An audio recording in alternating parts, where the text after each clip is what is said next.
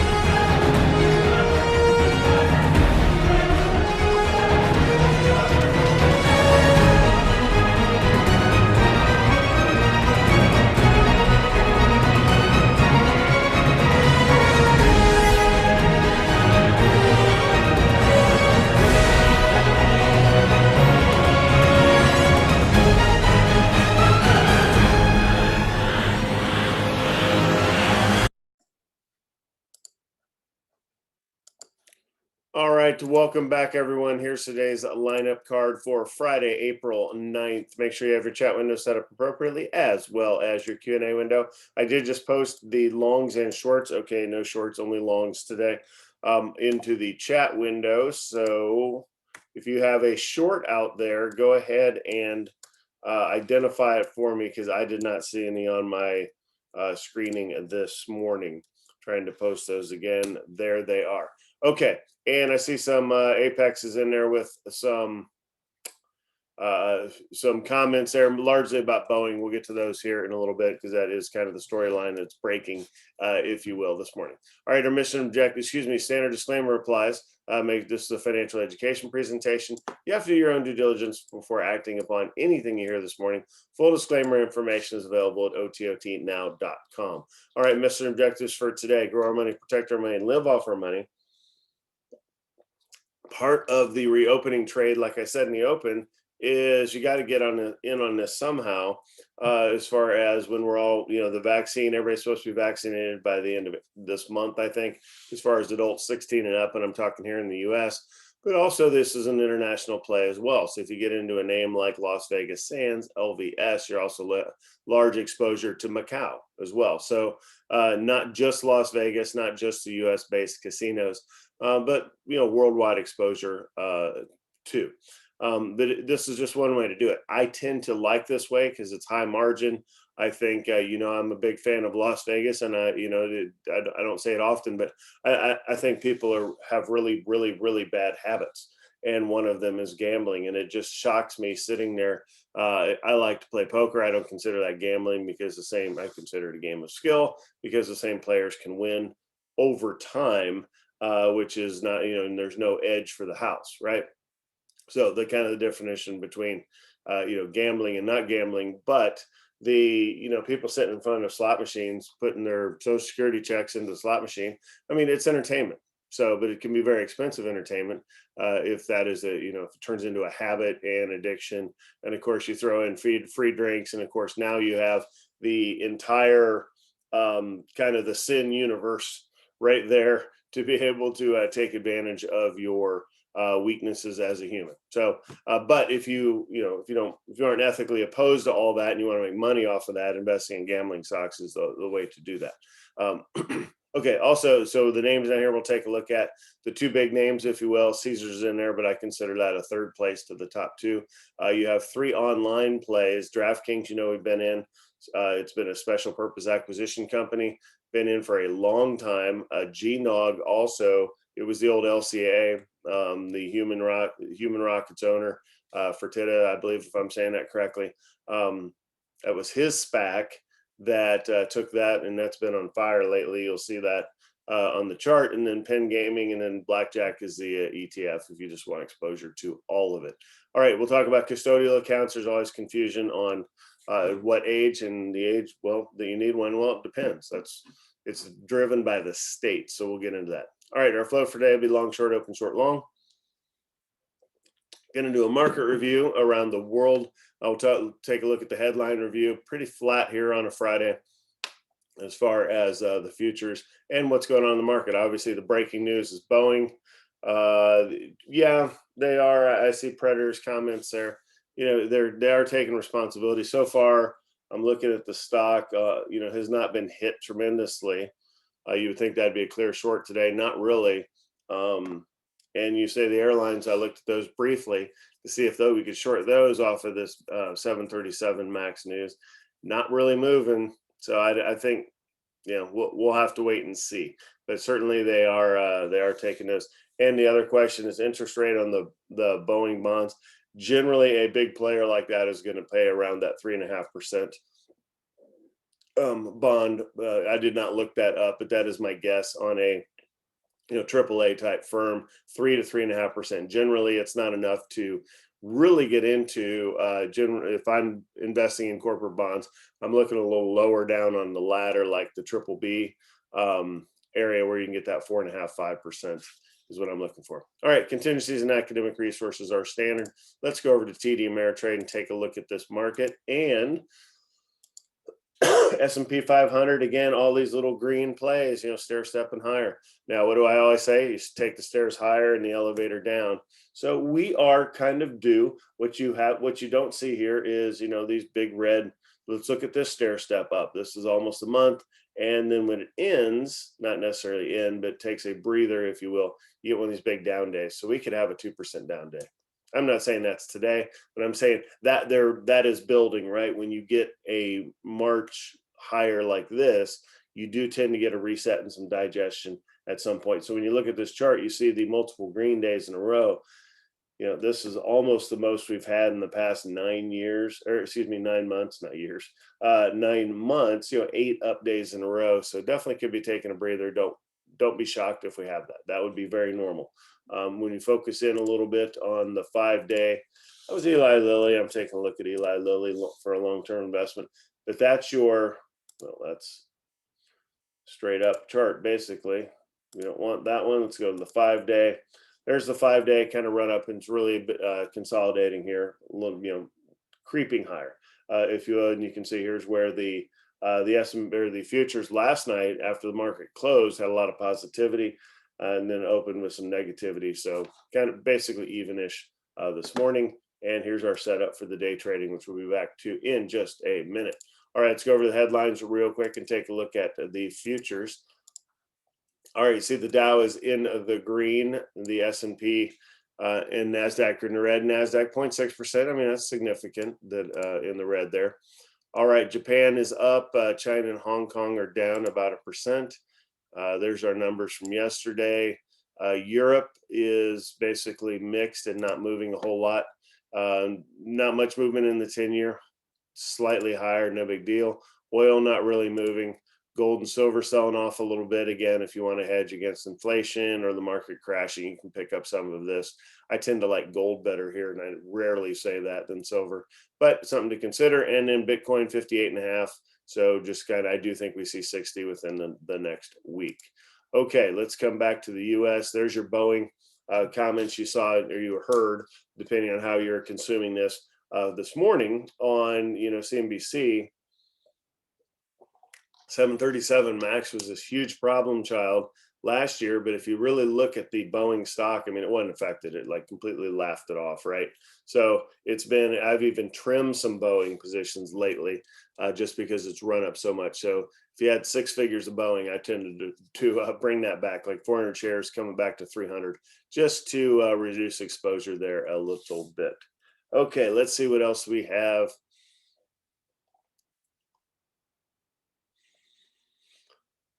Didn't see anything that was jumping out this morning.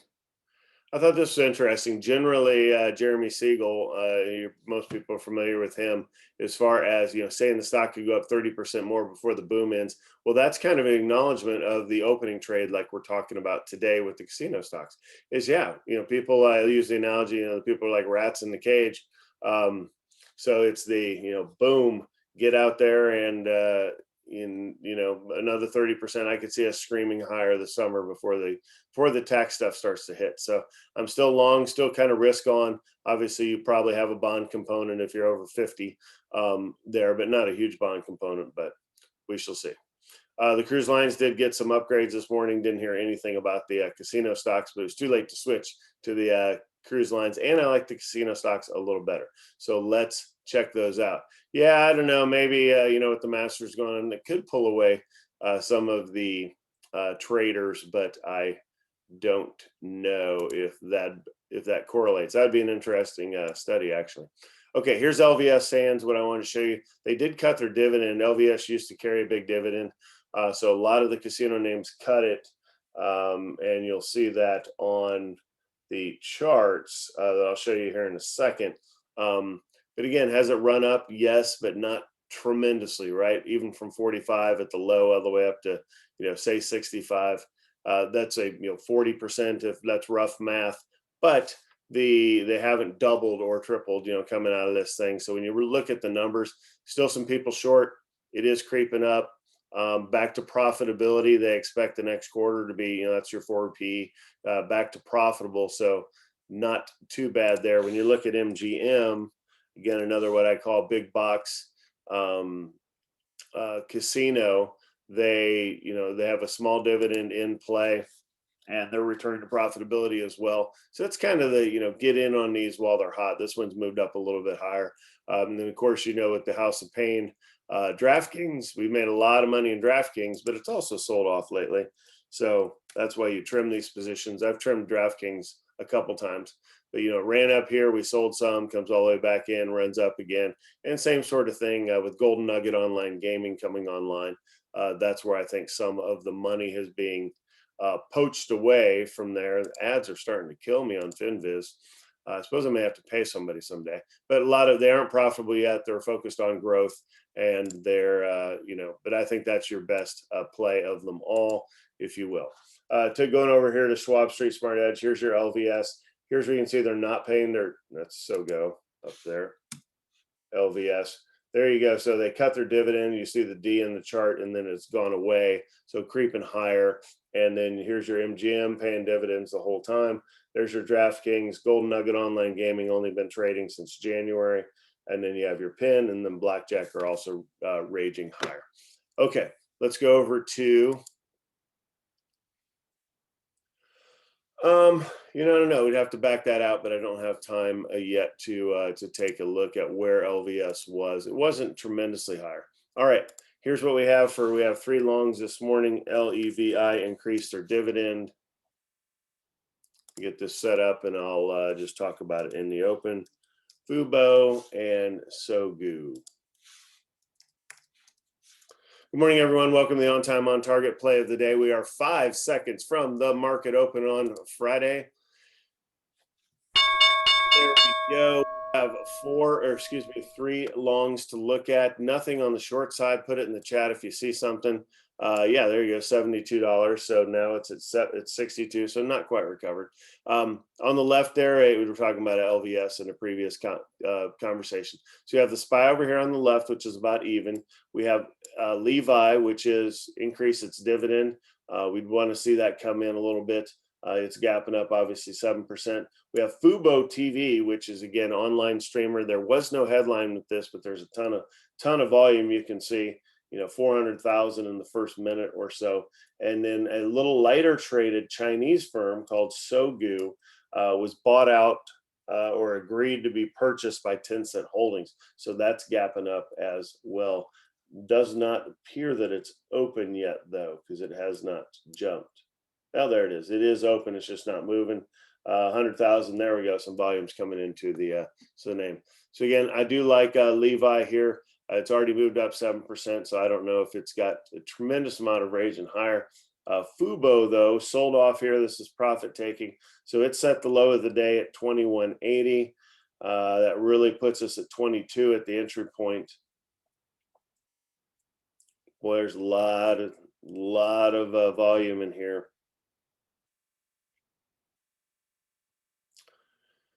Didn't give us much of a chance to get in. If we went 25 cents, that would take it up to almost 23. Not sure I like that. I'm going to go off to another screen and look and see if anything's moving as far as what else we have out here that would fit our criteria. Fubu moving up. It's a short name. Clover Health Investments, no.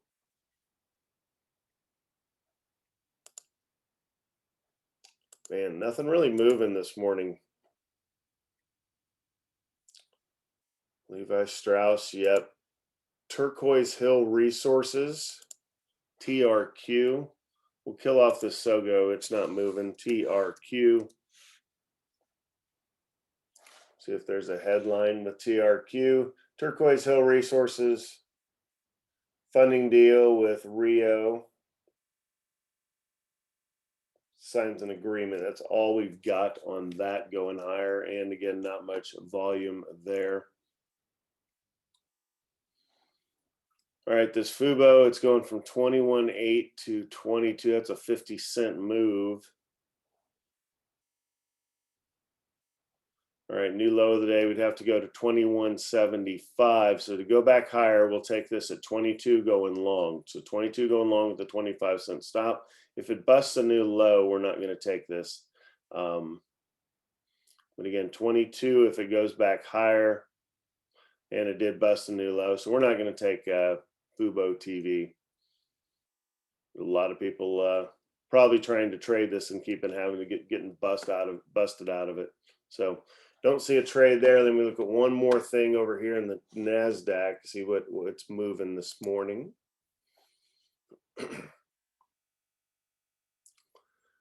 Academy Sports, ASO, looking at on the far right here, it's up 7%. It's up 4. It says 7 here, but it's 4 over here. No headlines to go with it. All right, doesn't look like there's a trade this morning in here, so I don't like any of these. And if we had taken either Levi or Fubo, you'd be busted out of that. So let's put the casino stocks in.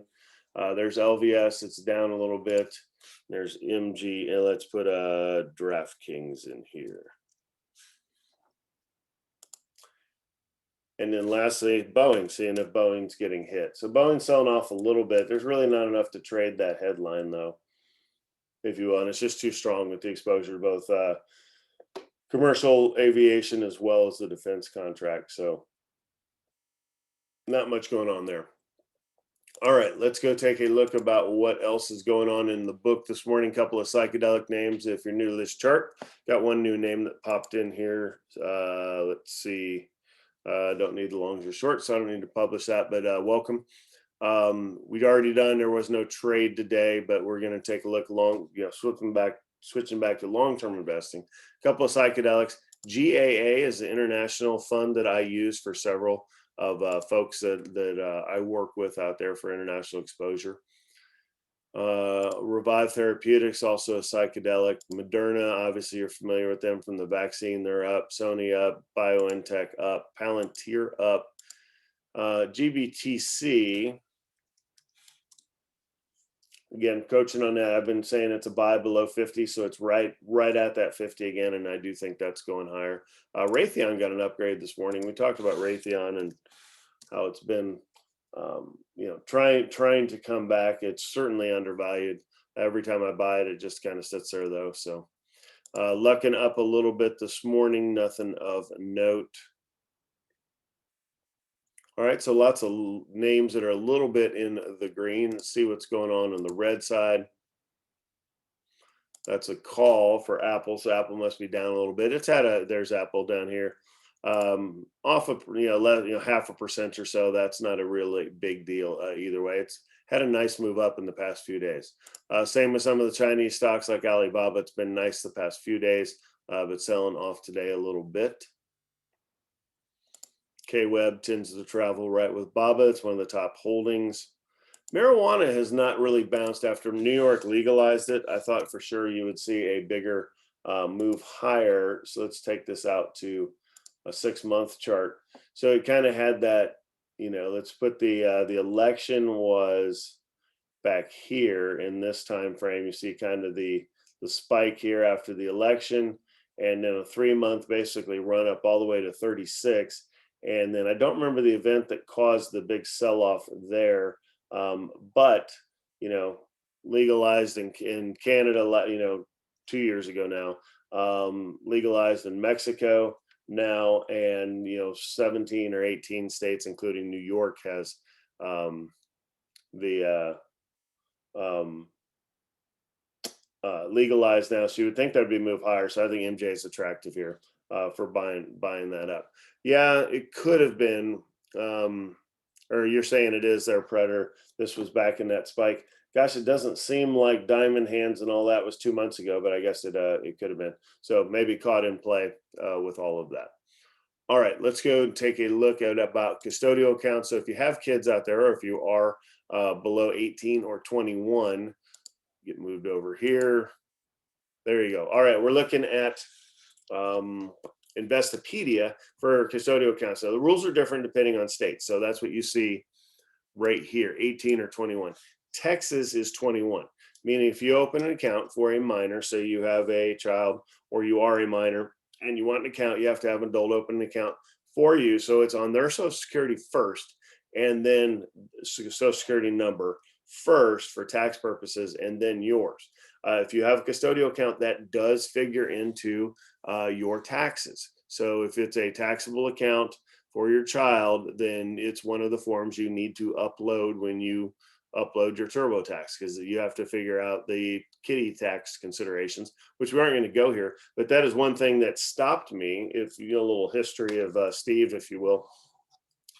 When my kids, probably 5 years ago, they started piling up some money for my kids, right? So for gifts, birthdays, I was kind of having them put about half of the money they got into the market. And of course, we get into some tech names and they exploded higher until I got hit on my taxes because we were making so much money. So I scuttled the custodial of my brokerage accounts where they were in individual stocks and put them over into their 529 accounts. Now, obviously in a 529 account, you can't invest in individual stocks. So you don't quite have that focused upside, if you will, to be able to get those outperformance moves. But that way it grows tax-free as well, and it's not going to affect my taxes. So that's why I did that. Also, when you file the FAFSA, you have to consider things that are in the student's name outright, which a custodial account that's taxable, it falls under that category. So if they have, if they're fortunate to have 500 to 1,000, 10,000, whatever the number is for you, that counts directly against them. So it's easier to put in a 529. 529s don't count. And then of course all your IRA accounts and stuff where you can tax protect your money, none of that counts either as far as your expected family contribution. So it's really kind of nice. So I've shied away from the custodial accounts. If you think it's a good idea to get your child interested, my parents did it for me, it got me interested, and here we sit today. So obviously there's a lot of value in that. But if you're considering taking out any student loans, if you have a whole bunch of kids, then certainly that's something you would consider. So back to the custodial account, so it'll say, Johnny's Roth IRA, you can do it for Roth if they have their income. Johnny or Billy's Roth IRA for benefit of Johnny the child, and then it has Texas UTMA, meaning that falls under, or whatever state it is, falls under that behind. So there's a lot in the title for these custodial accounts. Once the young person goes past the age of termination, if you will, is what it's called, 21 here in Texas, then that account reverts to them. At that point, you, the custodian, fall off of that account completely. Their Social Security goes primary, and then they, even if they're not filing their own taxes, because maybe they're in college still, it still goes under their own Social Security now. So a little bit of difference. California is 18. Not many states are 18, but California is one of them. I know that because I'm working with someone from California on this exact issue. Okay, there's two types. There's UTMA, UGMA. I'm telling you that almost everything is UTMA now. The UGMA is I do not see a lot of those anymore. Functions exactly as a normal brokerage account.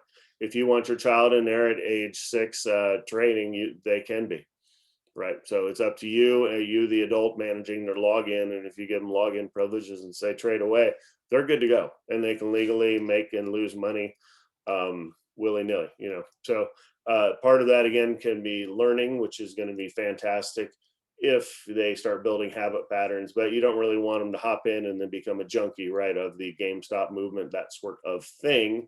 I mean, there's lessons to be learned there too, but it shouldn't be like your home casino, if you will. So trade an MJ so they can make money. Well, I do think MJ has a lot of upside, so and a long-term runway. I do, anytime you invest, you have an investment thesis, which is, I think it's going to be legalized nationwide. So, and probably become just as popular, if not more than alcohol, which is pretty popular in this country. So consider. All right, see if there's anything in the key takeaways that we have not looked at. Irrevocable. So with the money that you gift to your child is their money. Okay.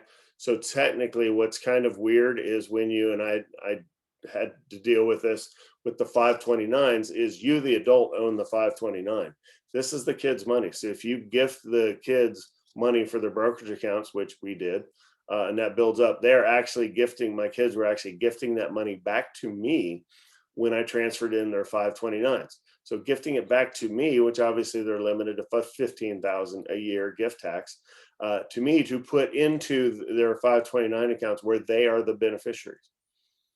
A little bit different there, but you do have to think when you start moving money, I kind of say 10,000, but it's 15,000 for the gift tax, but certainly Patriot Act, anytime you're moving more than $10,000 in a transaction, that's flagged. So for review by Patriot Act. So consider, are you thinking about all the rules in this situation? So that is it. And yes, irrevocable. So once they turn 21 and there's 30,000 in their Roth IRA, they can take it all out.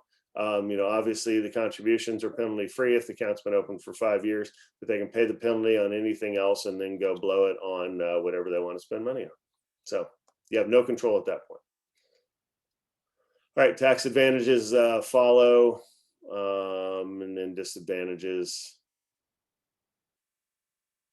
Yeah, not gonna go into that this morning. So, all right, that's it. Hope you guys have a fantastic weekend. Overall, NASDAQ still a little bit in the red, the other two in the green. So today could go either way, but it was a fantastic week in the overall markets. And of course, we did have the one big trade in Geo, the 3R trade this week. So, all right, with that, I'm gonna let you guys go. You have a great weekend. We will see you back Monday.